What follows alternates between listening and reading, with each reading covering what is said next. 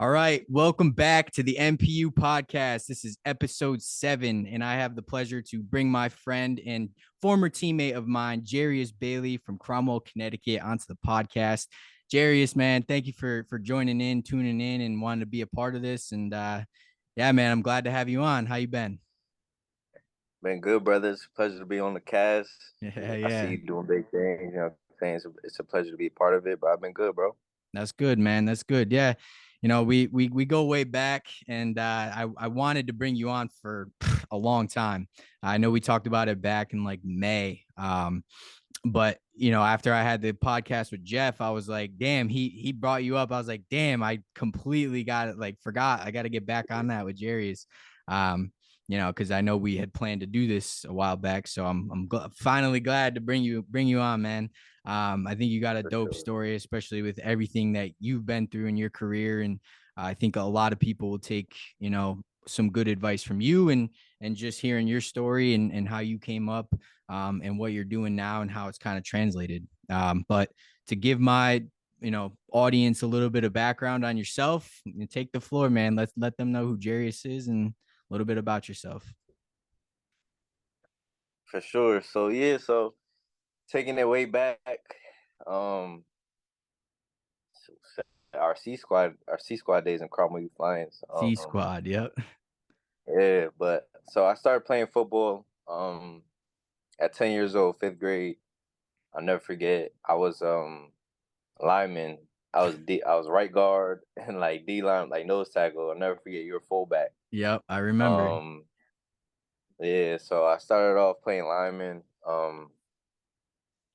Early on, and I got to like 7th and 8th grade, and that's when I first started to transition to like skill position.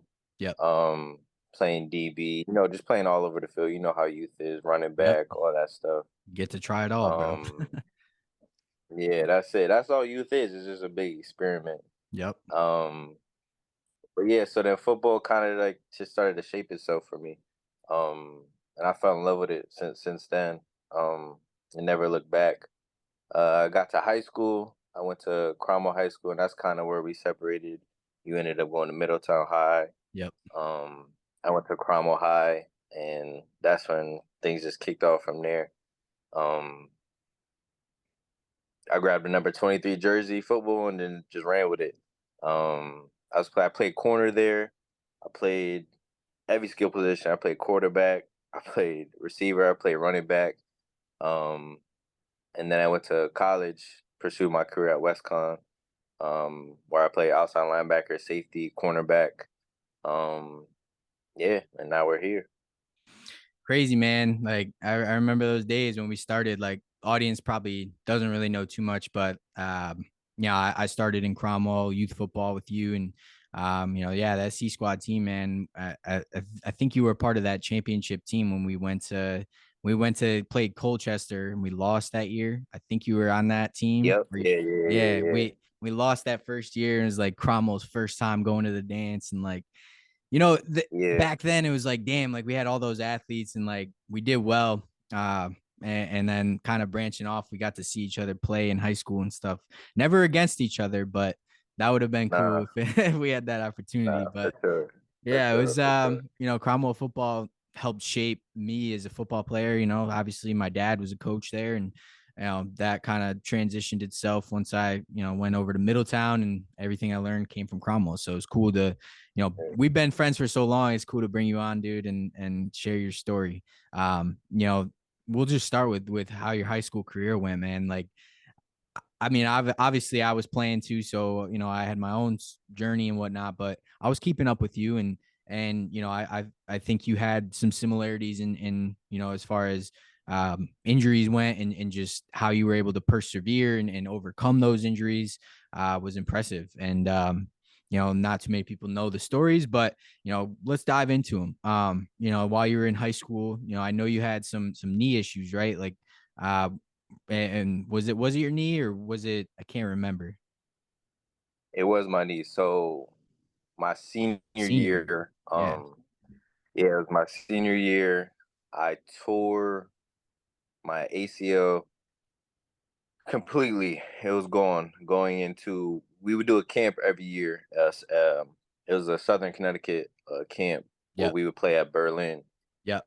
Versus like a bunch of teams, Prince Tech, Berlin, Xavier, all those teams were there. Middletown wasn't there, but all those teams were there. Um, so it happened there. I was guarding a slant route, and I locked the dude up, but he kicked me in my knee, like in the inner of my knee. So I got up and my knee was just swollen. I went to urgent care after they told me it was a bone bruise. Got checked out by our trainer, and they told me it was a bone bruise. So fast forward, camp starts for Cromwell that year, and we're doing a workout outside and stuff, and I can't even do a box jump, and I had to go like on a little box just so I Right. could do like little baby jumps and stuff. Mhm. Um, I keep going back to the trainer every day. He keeps telling me it's a bone bruise. It's a bone bruise. Don't worry about it. And keep in mind, my knee is like it's like this, and it's not Yeah. the swelling's not going down. Um, so what transpired is we had practice every day for camp. We played two scrimmages, and we got into our first two games of the year into my Yep. senior year. So it's been probably like 5 weeks since like the initial injury. Yeah. And my knee just is not recovering, and it's like a pain that I never felt before. Yep. Still swollen as a balloon. So I have no knee brace on or anything.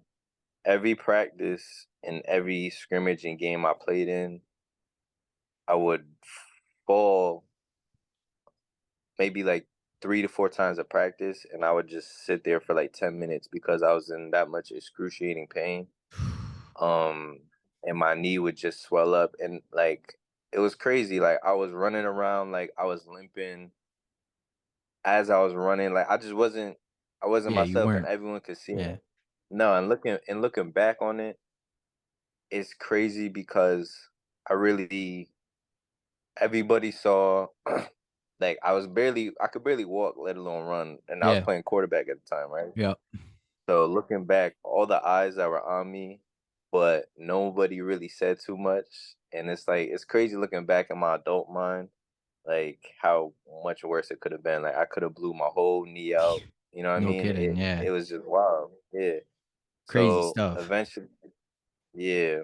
Eventually we get to week two, get the MRI done after the game because I'm like, I just can't do this anymore. Turns out I had a torn ACL completely gone. I tore my lateral medial meniscus. I did have a bone bruise, but obviously Damn, that bro. wasn't the biggest problem. So everything MCL on top of sprain, it. Yeah.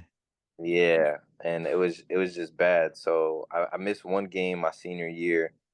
Um, I came back braced up, finished the season at quarterback. We went 8-2. We just missed the playoffs, Yep. but that's kind of the beginning of where my injuries transpired. Gotcha.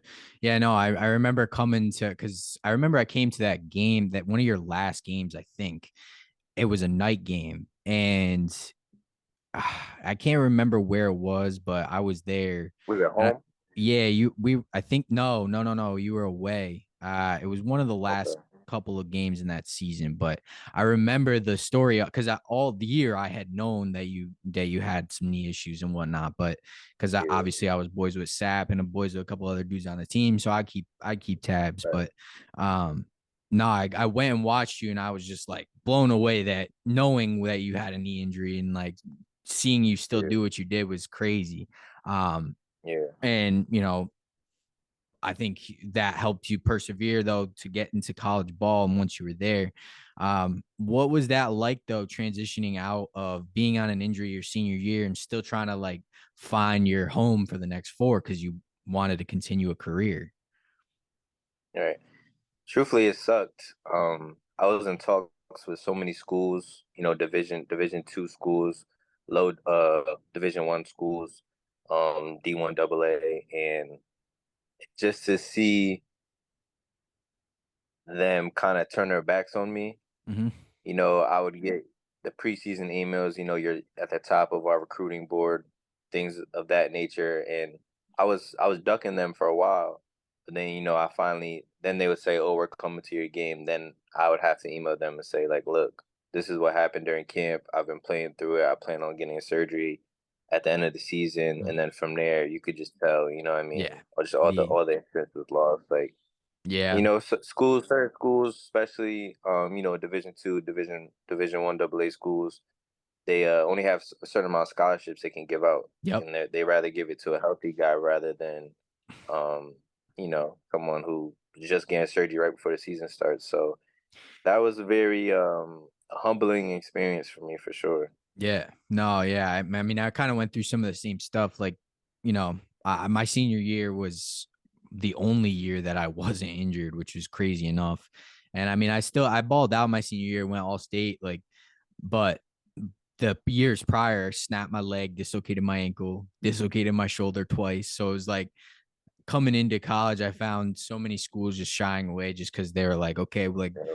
yeah, you played great your senior year, but we can't have you as a liability. So that was one Right, of the tough right. things for me too. So it's just like trying to find where I fit in. And I didn't really, I had like teams like Westcon was interested in, and so it Yeah, was down to, I actually was down to Western New England, Westcon, and a couple others, like Stonehill and stuff, where I had yeah. some opportunities. But when it boiled down, is like I went to a place that just felt like home to me. And I'm not sure if that was the same situation for you. Where with Westcon, was it more so of you just had that opportunity to play ball again, or what really drew you to Westcon? Honestly, not much to initially. I'm gonna be honest with you, it's not much. It's one of the last opportunities I had to play college football. Wow. And during that time, I wasn't too much educated on, junior college and stuff like that. I don't know if you were or not, like, at that time in that transition period. Yep. I talked to a But couple of I JUCOs, but but okay. yeah, Yeah, so I wasn't too educated on that. Not to say I would have went that route or prep or whatever. Um, but nothing really drew me necessarily other than it was one of my last opportunities. However, it was probably one of the greatest decisions I've made in my life thus far. that's awesome to hear, man. You had Yeah. quite the career there. If you want to give the audience a little bit of background, and behind your time there, you really shined. I saw in your junior, senior seasons, and you were a captain, right? Yep. Yep. So yeah, talk a little bit about that experience, like what it was like as you transitioned from each year. Yeah, so transitioning from uh senior year of high school to freshman year at WestCon, again, I wasn't too educated on how to redshirt. Yep. So I played that year that year eligibility was going on. I didn't get on the field. When camp started for WestCon, I was at like the 9 month mark of my ACL recovery, and that's kind of like when they really just get cleared. So I Right. couldn't really do too much. I was getting scout reps and stuff, but that off season, I was able to get a full off season in, recover, get a full off season in. Just learning the playbook, Spring ball. being in the room, right, right, right, being in the Yeah. rooms with my defensive coordinator. Um, and I came back and I started my sophomore year. I started my first game, and I'll never forget. It was versus Hartwick, out in New York, Hartwick College, Yep. and I was going up against two All American receivers, and I just heard their names. That's all I heard.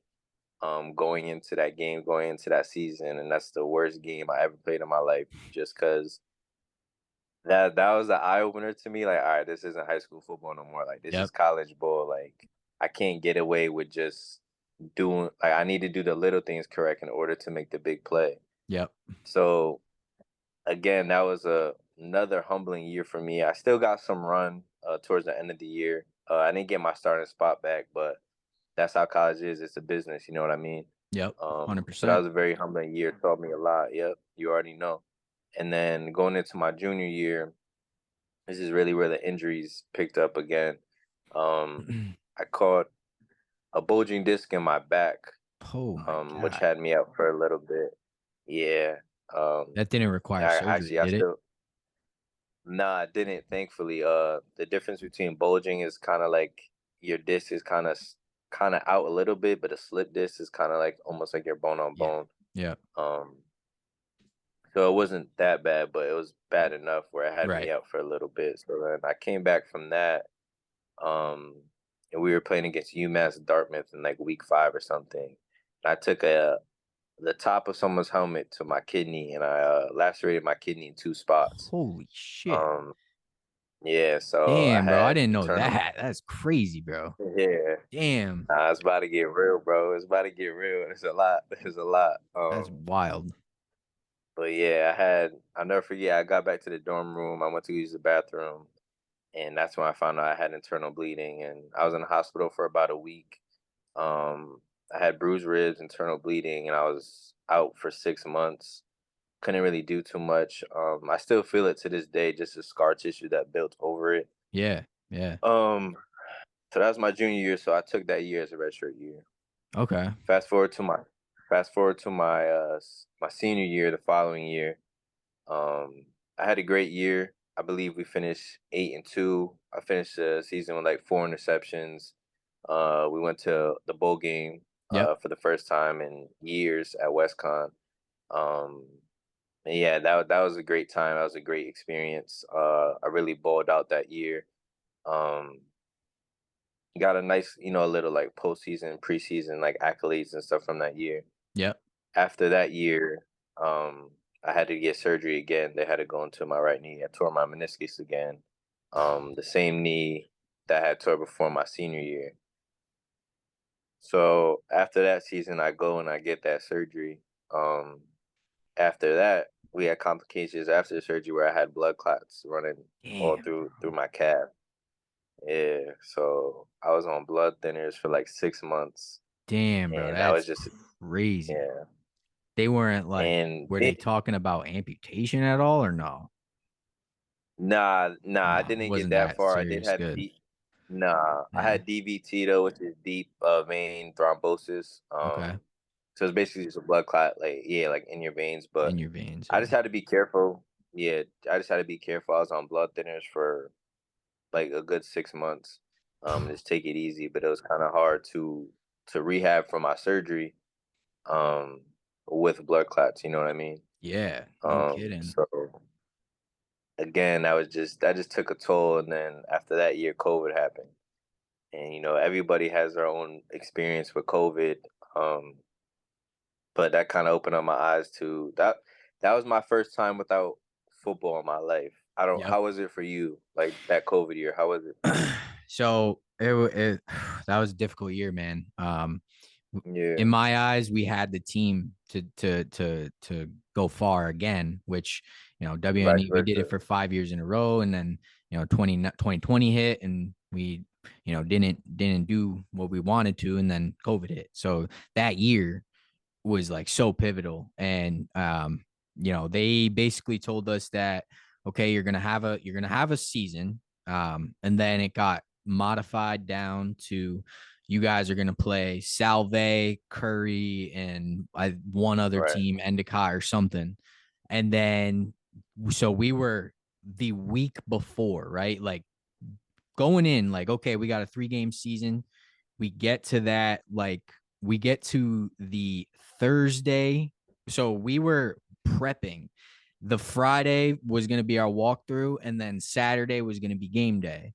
We got to Thursday and they called all the games off and said, and our coach put a message out and said, you guys are going to have an inter squad scrimmage tomorrow and then turn in your equipment. So that's how we ended. And like in all of our senior like pictures for that game, like we're all masked up. None of us could like stand near each other. So it was like so just right. it was such a shitty ending to that. Yeah, So that obviously propelled me to want to come back and take a grad year. And right. unfortunately, 2 days before my camp, I tore my pec. So that was it. And that's crazy because going into my grad year, um, it was like the same thing. The second day in the camp, I tore my meniscus again on my right knee. The wide receiver was just running me off, and I just took a step back, and that was it. Um, but that I still kind of struggle with that to this day because there was articles coming out like I was preseason All New England, I remember. the Yeah. captain of the defense, all of that, and there was just so much. I just felt it, and I knew like all eyes were on me that year. Like I was the heart of that defense that year, and just for it to happen like that, like the second day of camp, it messed with me for a long time. I was depressed for a very long time. I actually ended up coming back. I had surgery that season, came back week 5, Yeah. and Yeah. finished out That, the season. bro, I'm not gonna lie. Like I thought you were crazy, bro. I was seeing it because obviously I was keeping up with your journey, and like I knew you had Yeah, gotten injured and then got surgery. And there was a video of you that you posted like 2 days after surgery, and you were like, I'm back on my yeah, feet walking. I was yeah, like, yeah, damn, bro, this kid's fucking crazy. yeah, And then like couple weeks later, like I see your back like practice. I was like, what the fuck? Like, what yeah, the hell? yeah, So what was that yeah. like? Like, you had the surgery. Did you have any physical, like, what were you doing to get back to playing shape? Yeah, so this was the third surgery on my knee, on my right knee. Right. Um, the second surgery, they just repaired my meniscus, but I guess the stitches broke or whatever, which led to my tear again. So the third surgery, they just trimmed it out. So I was able to recover quicker. Okay. But I was walking the same day out of that surgery. I was walking the same day. I really just had to get to where I was feeling confident to play, because playing cornerback, you're reacting off the receiver, so you can't Yeah, control your movements. exactly. That was the biggest thing I had to get in my head. So in my head, in my eyes, I was still out there with one leg, but in my head, I'm like, okay, I got to be better than people who are playing with two healthy legs. You know what I mean? Right. So I Right. wasn't able to pay to my full potential, but I was still able to go out there and enjoy my last senior year and get the job done. Get the experience that you deserved, I Yeah, mean, yeah, yeah, that was one of the hardest things for me. If it's like after all those injuries, bro, like I told myself, I was like, if I ever get another injury, that's it. Like I'm calling it yeah. quits, bro. Like my body was just telling me, it was not even a football injury that I had. So it was like almost like bittersweet, I was like, I never really got to say goodbye to that career. But once I Right. did move past, like literally that week I tore my pec, like I've just shifted my mindset just onto my business and just, you know, That quick. focusing up on, oh yeah, man, bro, same week. Like it was like I had no time to be depressed because literally 2 days. So 2 days before my camp, it happened. Those 2 days, I was, yeah, I was down and out, and I saw my doctor. Doctor said there's a 70% chance you're gonna need surgery and a 30% chance that you don't. And he said we'll see in a week. So I go to Right. camp. I go to camp. My coaches are like, "What the hell happened?" Like I come up, my whole arm was bruised all the way down from my like chest all the way down, and like it was bad, dude. Like the scene was just Yeah. bad. And that Uh, next week they were like, you don't need surgery, but there's probably a 99.9% chance you won't play football this year. So kept that yeah. in my head and was like, you know what? Like I need to do something. I need to put my focus into something. And all the while I was doing work with Sean James, and doing some media, have been involved in media for a while. So I was like, okay, like I can make a business, like why not? And so then Right. I just put all my energy into that, and here we are today. So yeah, that was kind of how I ended. But yeah, man, that's insane to hear that all of that transpired for you. I didn't know. I knew some of it, but I didn't know all of that. So Yeah. it just credits to you being a baller, dude, and like just that mentality, and speaking on that mentality and some of the things I touched base on, like after you were done with that grad year, you started 23 Athlete, and and I got to work with you, a little bit early on in my career with Yep. Amphitheater Productions. And just for the audience, talk a little bit about what 23 Athlete is, and give a background of what you do with, college and high school athletes.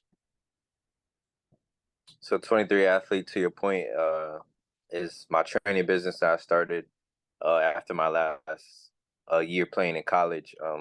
I feel like we kind of started around the same time, which is it's cool because we kind of have similar stories, and Yeah, which pushed us into like our into new, I want to say new passions, but our true passions.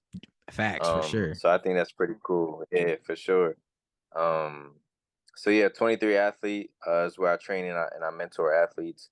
Um, the name comes from me wearing the number 23 during my playing careers through freshman year of high school to my last snap in college. Um, I believe those are the most crucial years of my life where I dealt with the most adversity in my life thus far, on and off the field. So being a 23 athlete, I hold my athletes to a higher standard. And you've talked to some of my athletes in the video that you did, and I think that goes for anyone who does talk to my athletes. They know they're held at a higher standard as well. And it's kind of a mindset thing, just sharing my story, which is very similar to your story. That kind of just molded 23 athlete into what it is. And I have four sayings for 23 athlete. There's the dog mentality, right? Um, Again, kind of part of my story. Like, what are you willing to sacrifice? What are you willing to do? You have to know that if someone's lining up across from you, I have to be better than him. I have to beat him. You know what I mean? I have to push myself. I have to win. Then there's the confidence piece. Confidence is what energy are you giving off? You know what I mean? On the field, um I excuse me. I relate it to on the field and to off the field as well. Hold your confidence up. And I tell my athletes when their playing days are done and stuff, these are all the four things you're going to be left with, right? When you walk into an interview, people feed off the energy of your confidence. Are you walking in with your chin up, with your chest out? Do you want that job? How bad do you want it? You know what I mean? People feed off of that. People notice that stuff. And then Absolutely. we have swagger. Swagger, just create your own style. That's it. That's all swagger means to me. Just create your own style. Have fun with it on the field and in life. And then effort. You're not anything without effort. Um, you get in what you put in. If you don't get in no effort, you're not gonna get what you want out of life or what you need out of life. So those are kind of my rules that go into 23 athlete, and it's really just a mindset. I love training these young men, turning them to adults. But I relate to them through my story a lot. Yeah. Um, but also shaping their mind. Life is a mindset, and I'm sure you can attest to this. Like going through the injuries that we've both went through. A lot of people say like, oh, even guys in the NFL, for example, you hear it every year, breaking news, so and so tears their ACL, whatever, right? Everybody's thought from the outside looking in is, oh, they have money, they have a good doctor and stuff, they'll come back bigger, better, faster, stronger. But what everybody fails to realize is the mental toll that takes on a person, especially a person who's playing at a high level, who's passionate about what they do, right? Who's made the sacrifices. Um, the ACL surgery and recovery is like 90% mental statistically and like 10% physical, right? Right. So you just come back, you gotta relearn how to walk, you know what I'm saying? I'm sure you had to relearn how to do things with your shoulder and with your pec injury, right? Oh, Right? absolutely, Getting bro. your strength back and stuff like that. Opening a plastic bag was hard, bro. Like I couldn't even That's what like I'm go like saying. Yeah. this. It was crazy. Right. So a lot of people forget that a lot of that stuff is mental, and the mental toll it takes on you. You can either fold or you can make something into it. So that was kind of my purpose into starting 23 athlete. It's kind of my mindset and just how I carry myself in life, and it just really shaped me. So that's what a 23 athlete comes from. Um, in retrospect of things, that's what life is mindset. It's how you approach things because things are going to happen to you. Adversity is going to happen. It doesn't matter who you are, how much money you have. Um, you're going to go through adversity. So that's what I instill into my athletes. Yeah, absolutely. I try to, I have my own programs. I don't do training, which I have considered it. I just haven't taken the leap yet because got a bunch of other stuff. Hit But me up, bro. Hit me up. What up? Let's collab. I'm so down, bro. You know I'm always down. I mean we're here Yeah, now. We're living back home, yeah, so it's I'm always around. right.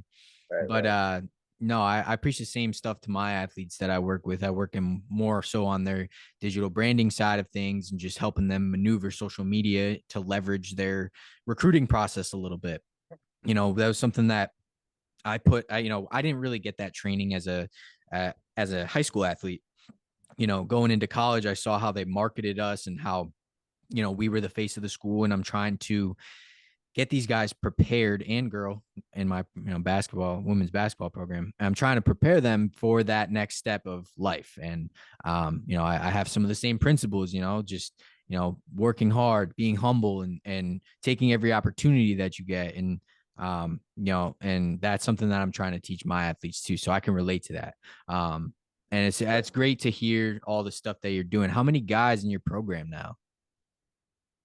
There's about there's about like 20 guys in my program. Damn. Um, yeah, I'm starting to um not transition, but incorporate my boxing training as well. Okay. Yeah, So I saw hopefully, some of that. that'll bring Yeah. more content as well. Yeah. Yeah, yeah. Speaking on boxing, you're boxing yourself, right? You've been preparing for fights, and I've been seeing that. What kind of started your journey there? What drew you to boxing, and what keeps you going? Because I know it's a grind too. Yeah, no, boxing, that's it's no joke. It's completely different from football, but um it was when I was going to WestCon. You know, boxing. Growing up, I always kind of wanted to like get into boxing, just know what it was about, and I was watching a lot of preseason videos Yep. going into that year, and like it was either 2018, 2019.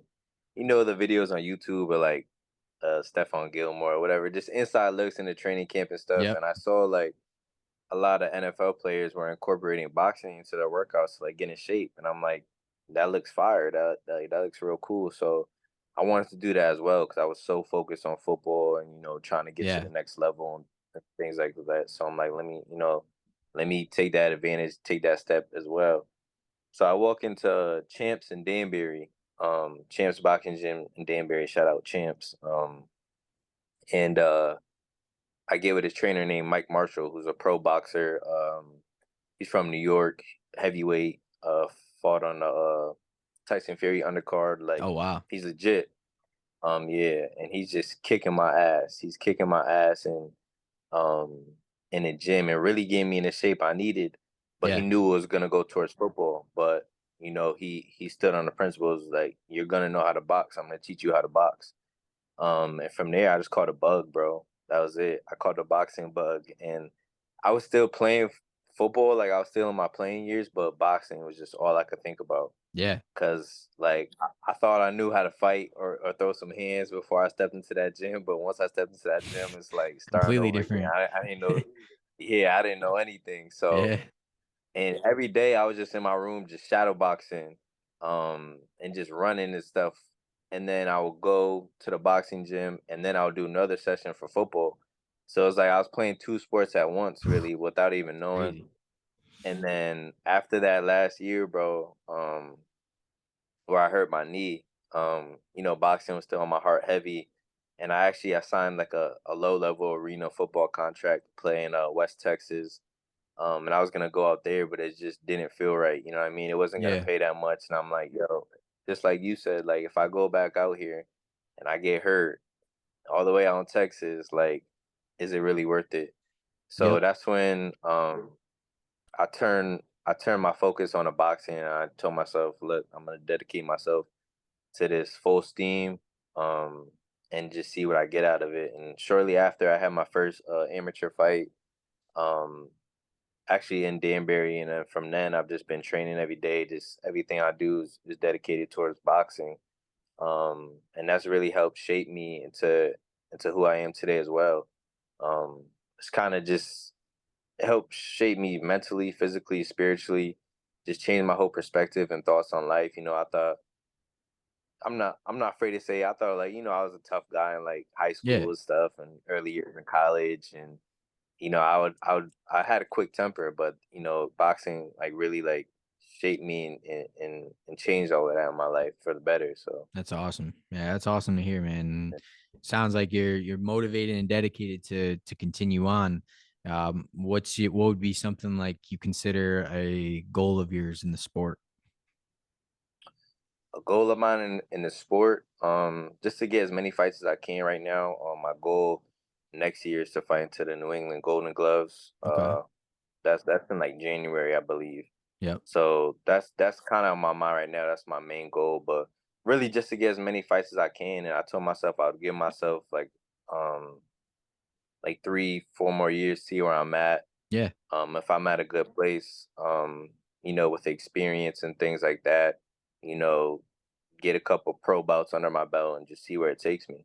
Yeah. I mean, it's the only thing you can do is try, right? You probably kick yourself Right. if you didn't try, and Yeah, um, 100%. yeah, it's some of the same things that I mean, not sports related, but to my business, like I was, going back and forth. I was like, I don't know if I don't know if I do this, but like I don't know if I can do this. I don't know if I got the money to do this. I don't know if, like, but you find a way when you're dedicated, right? Like here I am Right. over $10,000 later of money that I've invested into my program and my equipment and all that. And I look back and I'm like, damn, I'm so happy I started that journey, right? And I'm sure you can Yeah. relate to boxing in the same way. So it's cool to see you still doing your thing. Like, like all that motivation you had in football kind of like carried over now to boxing. It's a new birth though, like it's a different motivation, I Right. feel like, because there's nobody in your corner right now that's telling you have to do this. Like it's you.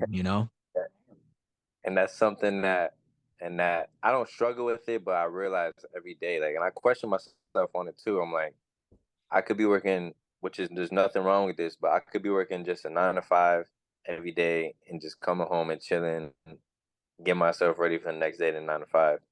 And I question myself on that, when there's days where I get back from, coaching the high school boys or um, coming back from a long day at work, and I'm like, what is really driving me to go to boxing right now? Nobody's asking me to do this, you know what I mean? But Yep.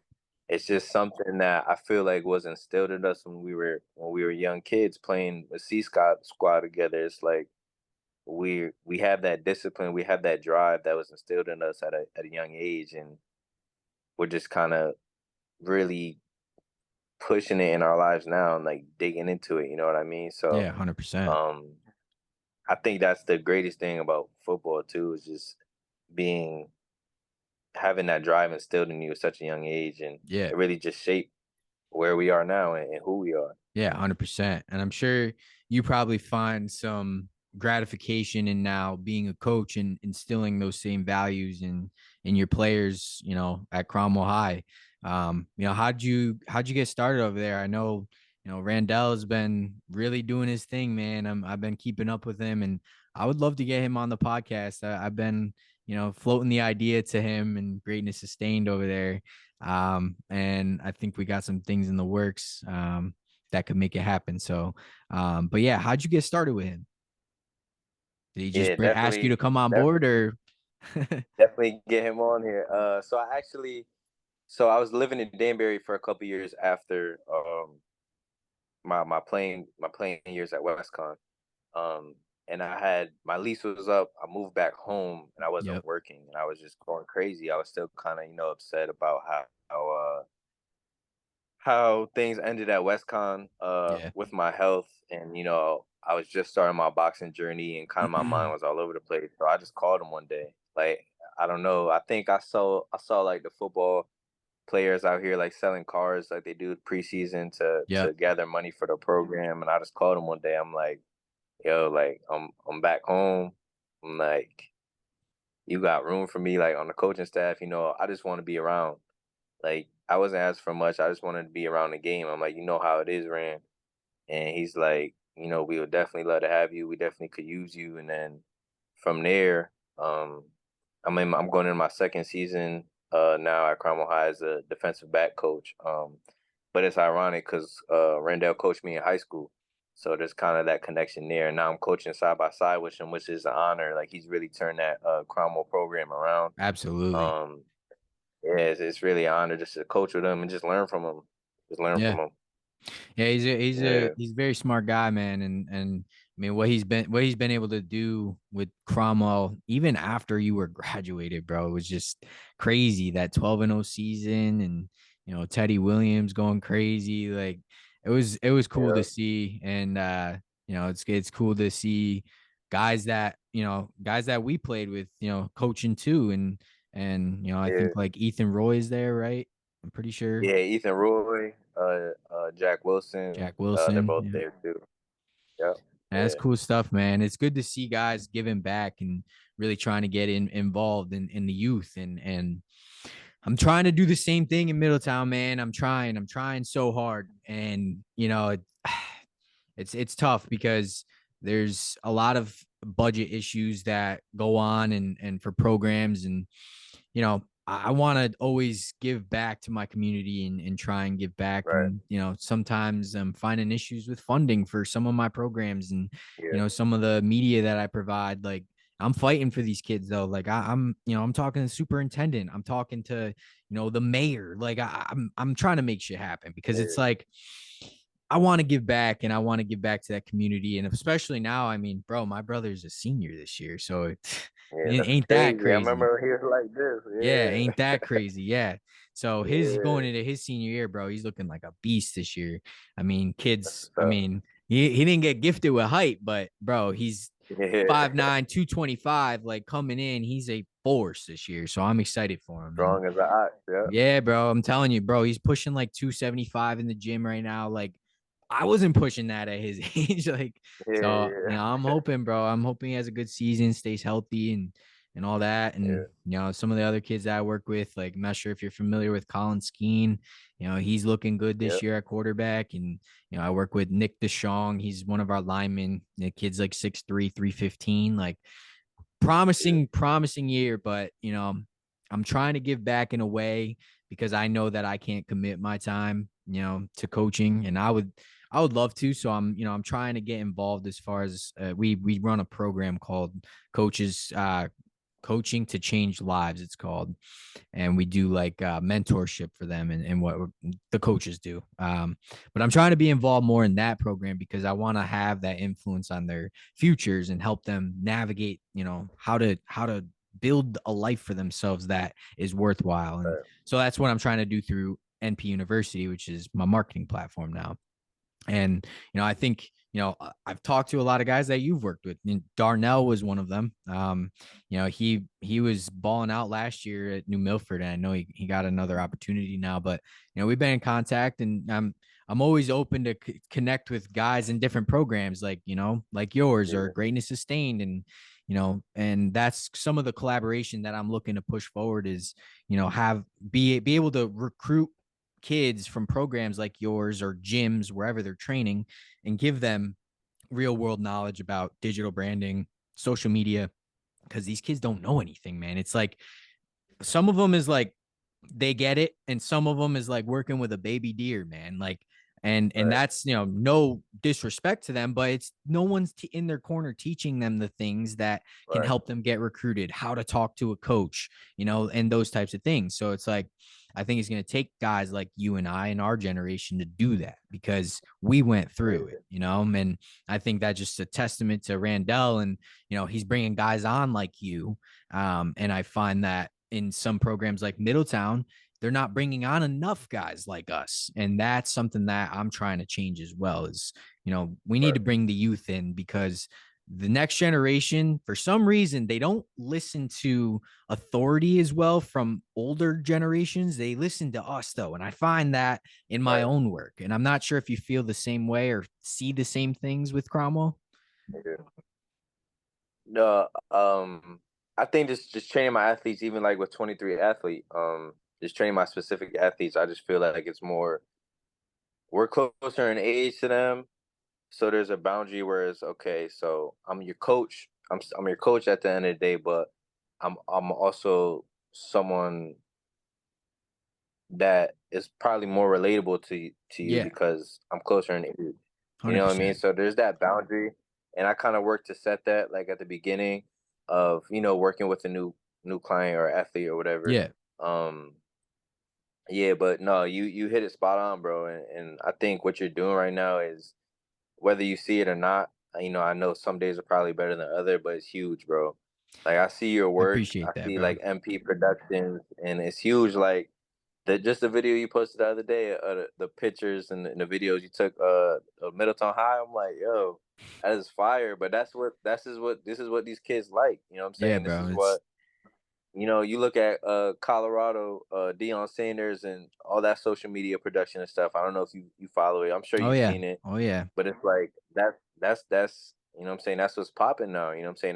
That's what kids like, and Well, it's just to building that have, into your culture, like right, right, learning how.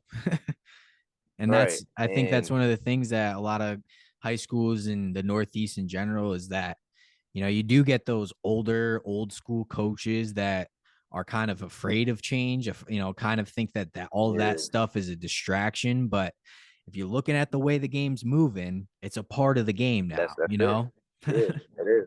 It is for real, and everybody wants like a picture of them or a video of them or something. You know what I mean? So I know that means a lot to the kids and stuff. I think you're going down the right path with that, bro. Are you? So are you marketing? Are you the marketer for for Middletown High School football? So the way I work it is they contract me out for their games or whatever, and then we post in Yeah. collaboration the highlight tapes. I give them a full photography folder on top of that, and then that goes up on YouTube, Twitter, all that. For NPU, so I construct one-on-one with the athlete their highlight tape. So I take any huddle footage, Okay. any footage that I have, I construct them their highlight tape, and then they can Right. use that for Twitter, use that for emails, and I teach them how to email a coach. I teach them verbiage, structuring, and all of that stuff. So it's Right. important because I didn't have anybody helping me with that stuff. And Right. I don't know if you had kind of the same struggles, but you know, I didn't know how to talk to coaches on Twitter. I tried, but no one was Yeah. telling me what to say, what to do. And all of those athletes that I work with 10 of them in MPU. And I help them kind of navigate that process and just kind of alleviate some of those extra pressures that they have maybe after the season's over. All the Yeah. while providing them opportunity as they progress into college. I offer my college MPU athletes NIL opportunity through my merchandise line. So I give them a shirt in my merchandise line and they get 100% of the profits from anything that they sell. So I keep it that way Fire. because Yeah. I don't need that profit. I make my profit elsewhere. And I was determined to put money back into athletes' pocket because I was one time, So and I Right. knew Right. those Right. struggles being broke in college, and anything that I could have done to get more money would have been dope. So Yeah. that's how I kind of incentivize my college athletes to, okay, I give them that NIL, but they also take up a more of a leadership role now, and they become more of Right. mentors for my high school athletes that are in the program. So Yeah. That's huge, bro. It's like even like to touch on like the highlight tapes I've seen you created and stuff, and like TikTok, that's a trend now. You know what I mean? The tapes you've been creating have been like has been very good, but people are attracted to things that are trending, or you know what I mean, that are presented well, and that's what you're doing. But at the end of the day, that's great marketing for that athlete, all right? Because people are gonna be like, all right, who's this kid making this one-handed catch on this film right here? Look into it. All right, now that helps that athlete's recruiting. Now it helps the marketing, the NID, and all that. So what yep, you're doing right now is brilliant, bro, I and appreciate that, just bro. It's keep it up, bro, for I'm real. trying, man. I'm trying. I just, there's a lot of things that come together in it all, and one of it was this podcast. Like, I wanted to be able to provide another media source for guys like yourself, but also for the same college athletes out there that are trying to get more of a platform and share their story. Because I know a lot of athletes that can relate to exactly what you and I have both gone through our careers, and Right, being able to also connect coaches and recruiters and, all of that through my media was important to me. So I knew that the podcast was a platform for that to happen because I can connect the coaches, I can connect the recruiters, but also all the while, the NPU podcast is a direct media affiliate to NP University. So anything that comes out of NPU, you know, any of my athlete, all of my college athletes are going to have an opportunity to have a podcast episode. So that's another incentive to being a part of my program is the marketing aspect of things is really what I'm trying to teach. You know, it's what I went to school for. And, you know, it's such a hot market right now. So it's that we have to capitalize here in the Northeast while we have the talent that can do it. And, you know, 100%. keeping guys in the Northeast to represent the state is huge. And, you know, Teddy Williams, great example, Cromwell guy that's now on UConn. And, you know, he's going to find his opportunity somewhere. And, 100%. you know, 100%. And that's like what I'm trying to do is just empower more men and women in the area to help a younger generation, but also being able to brand themselves. Like this podcast, you and I coming on here, you know, I'm going to put the captions out as, you know, owner of 23Athlete. It's, you know, that's a business. Right. You know, we are collaborating on that next level, and I'm trying to enable that through my program. So yeah. For sure, bro. You're doing a great job, bro. For I real. appreciate it. I love what Appreciate you it, bro. got going on over there. I Yeah. appreciate it, bro. It's definitely been a grind, man. Like there's so much shit that I'm doing now. It's like I wasn't prepared for much of this. Like when I first started, I was like, okay, it's gonna be a media company. And then I was like, okay, I know how to market. So let me market athletes. And then there was NPU. And then there was my podcast. So it's like one thing after Yeah. another, bro. And I'm just trying to build. And I got plans, bro. I got a 10-year roadmap that I created that I think is just gonna, I'm trying to stick to it, but I'm ahead of schedule right now. So I'm like, okay, what more can I do in these Right. next 2 to 3 years? Because I've already Yeah. accomplished my year 1 and 2. So it's just building on everything now, you know? So So let me ask you a question. So what keeps you motivated through all this stuff? Like I know you have a 10-year plan and stuff, but I know there's days where you're like, all right, you know, maybe things aren't going how I envisioned it at this moment. So what keeps you motivated with keeping on? see, that's a great question, man. I think for me, it's competition because ever since I was young, and it's a competition with myself. Ever since I was young, I was always, I mean, you remember, I was always playing up on the next level. You know, I was seventh grade playing up on an eighth grade team. I was trying to always Yeah. compete with someone or something that was better than me. Right. And I think every day that I wake up, it's competing with myself to create a program that can sustain itself, one, and two, provide real life experience and knowledge to not only my athletes that I work with, but my network and now my new intern group, which I just brought on 3 interns, potentially a fourth one tomorrow after this interview. I think she's going to kill it. We'll see.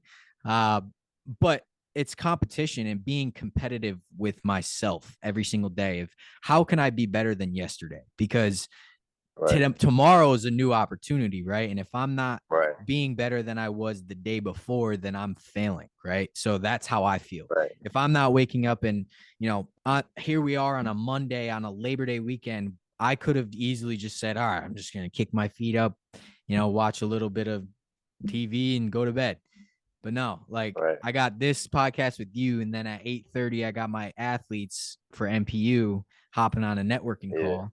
So I host those every month too. I host networking calls for my athletes to meet people, and I would love to have you on sometime to talk to them, meet people Sure, like bro, you, for and sure. meet people in my network, and have a chance to also share their experiences because some of them are at different colleges, different high schools, share what they're going through and all that. So yeah, every day I would say competition would be the first one.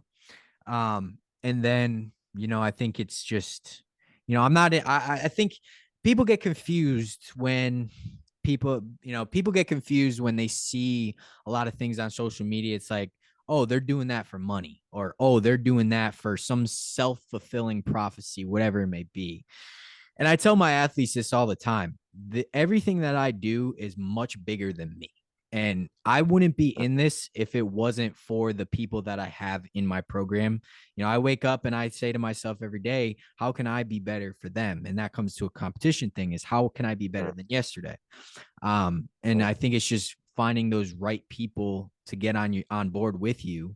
to see your vision, to keep pushing and moving forward, that creates motivation for yourself.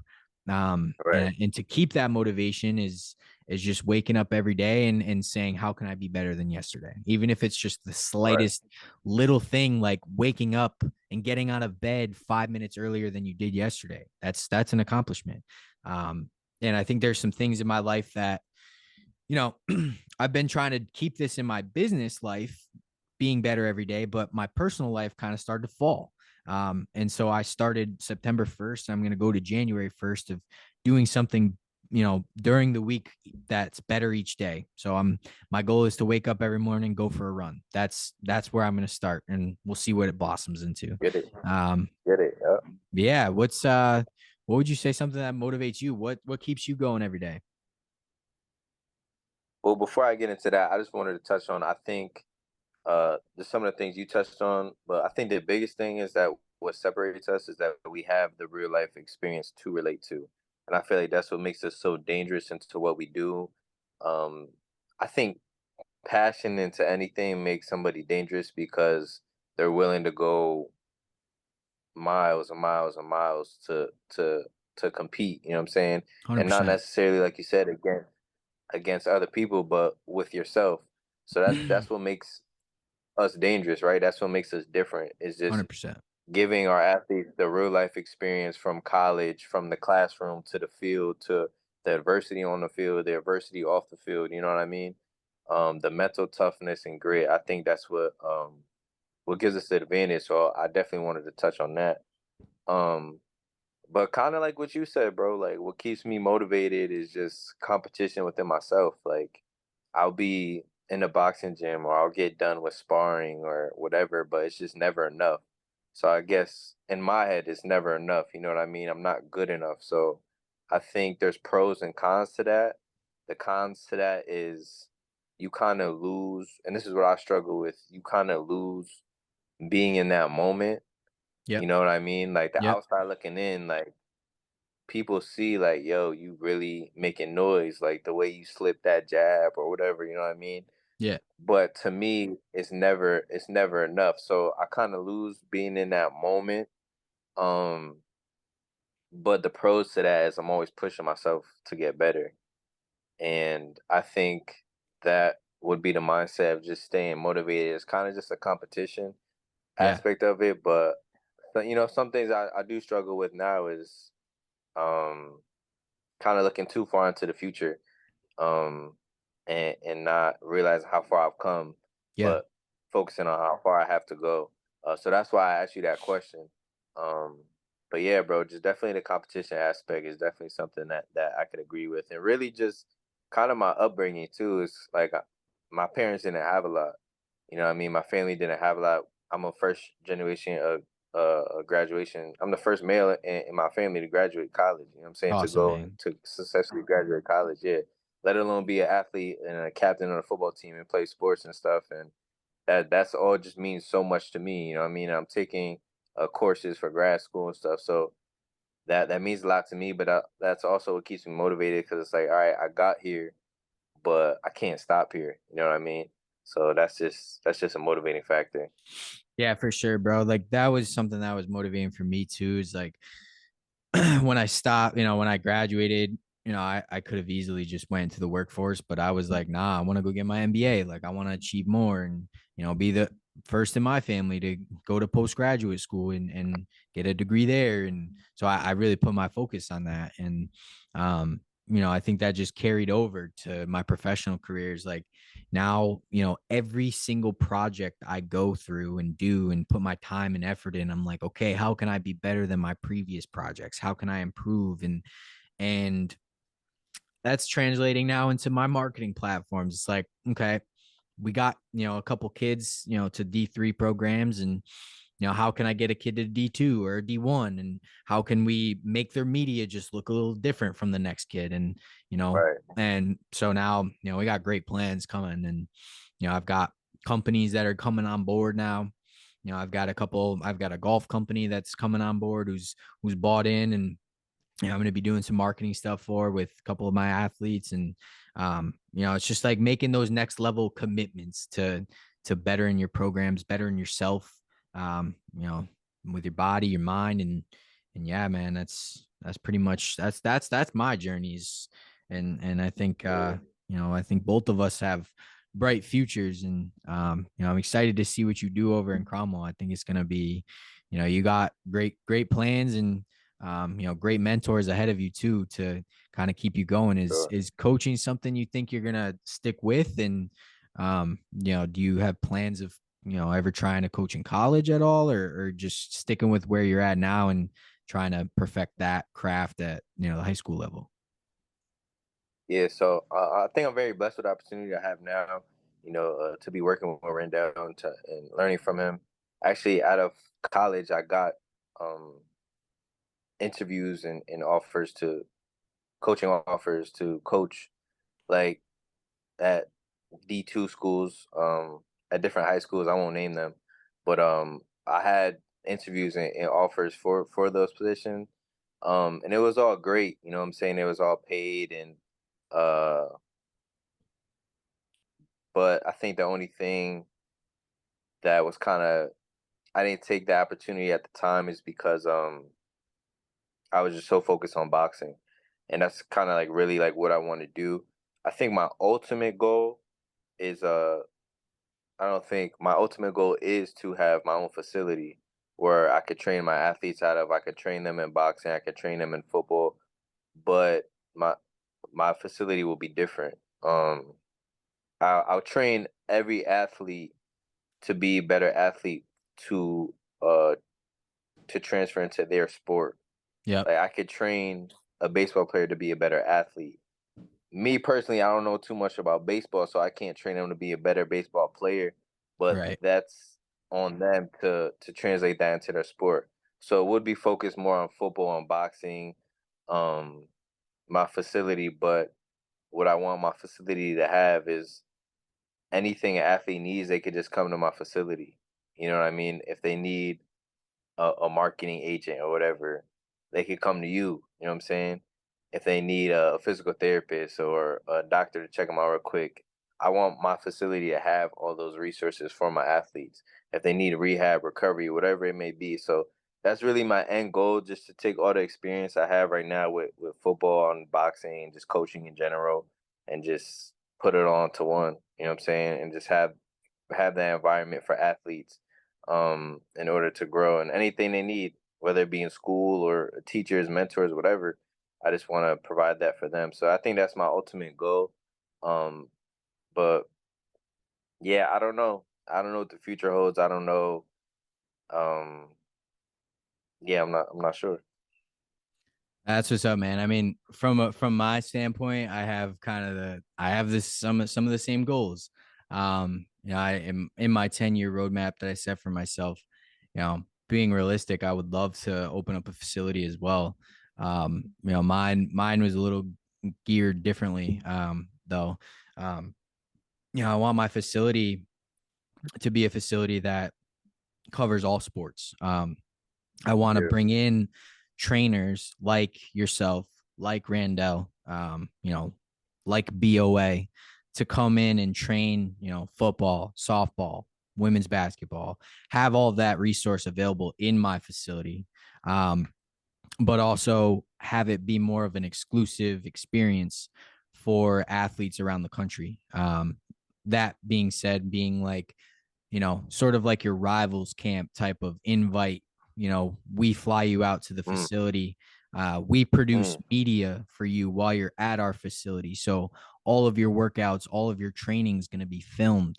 You're going to have an opportunity to mm, compete. You know, those are the types of things that I want to do long term. And, you know, yeah. being able to bring guys on like yourself and, you know, others that are experts in the sport that, you know, athletes can trust coming to, and knowing that, okay, they're a part of whatever the name will be. You know, if I'm going to train there, I'm going to get great coaching and training, and I'm also going to get media that I could put out of myself training. um so That's what I'm saying. But that's leave long term. right. You go to train. Yeah, it costs a lot of money, right? You go Yeah, to train.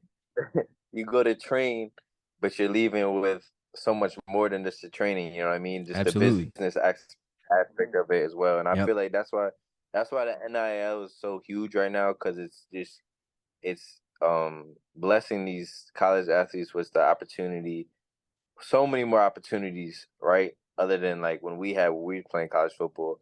But I think that's the biggest thing right now, is where a lot of athletes are still getting gypped, though, is that, like you said, they don't know the business side of things, or they're not getting helped or guided in the right direction. But to open up a facility where all of that comes in one, so you taking care of your number one priority, which is your sport, and then leaving with so much more than that, that's it, bro. That's an athlete's dream. That's yeah, man. That's kind of what I was my envisioning for, is like I want to create the dream experience for the athlete. Like they're gonna work with, Yeah, you know, college level, NFL level type coaches. They're going to have the opportunity to perform and get the opportunity to compete, but also get the opportunity to get real world knowledge and be able to walk right, away and say, I trained there. You know, I was a part of that. But in our end, we get to say we brought in, you know, so and so. We brought in this kid. He's in the right. NFL now. She's in the WNBA. That would be where I think long term. And you know, yeah, it's going to take some money. Don't get me wrong, but the roadmap Yeah, for that I sure. built for myself is that plan to get there, right? Like year one was about establishing my audience, establishing, you know, a following, establishing my media, my podcast, my marketing platform. And now it's just sky's the limit from there and just enhancing those programs. So Yeah. it's, you know, that's why I created the 10-year roadmap, because I wanted to give myself something to work towards. And I knew that that'll keep me motivated, is if I map it out year by year of how I'm going to do it. And that's kind of how that was born in general. So, Yeah. but yeah, man, I think we hit every base tonight, man. That was, Yeah. you know, I think we went over it all. You know, I'm excited to, again, excited to see what you do over at Cromwell, and obviously with your boxing career, man. Good luck. I think you got a Thank bright you. future, and I want to see you succeed, and you know, just as much as I want to succeed. So it's you know, I'm Yeah. excited to build together, because I think our collaboration is just getting started from here, man. I think I would love to get down at Cromwell this season, man. I would love to come get on the field and, you know, show off what you guys got down there too. So I'd love to keep the conversation going. For sure, bro. For sure. It's great working with you. We come up Yes, since we sir. was little and stuff, and we were working with each other now. We both got a lot of things going on and stuff. So yeah, bro. Just stay in touch. You know what I'm saying? You know Absolutely. where to reach me at. Let's get some things popping. Yes, sir. All right. That is episode 7 of the MPU podcast. I'm so happy to have my friend Jarius Bailey here to talk to you guys about his business, 23Athlete, his boxing career, and his coaching career. We had a great convo, man. Thanks for joining. I appreciate you. Appreciate you, brother.